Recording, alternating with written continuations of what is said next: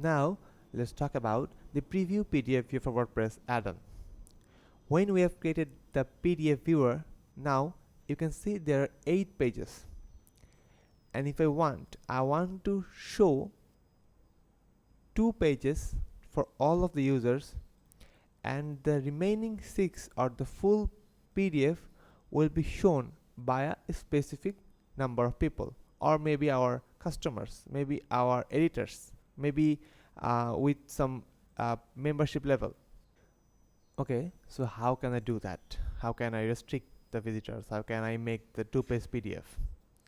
To do that, just go to your edit PDF viewer page, and here you can see the preview pages. Let's say I want to show 1 and 2, so 1, 2.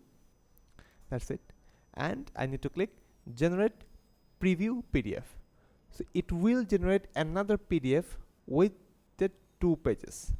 Let me tell you, you don't need to put any sequential number here. You can put any number. Let's say 1 and 8, 1 and 5. Any number can generate another PDF.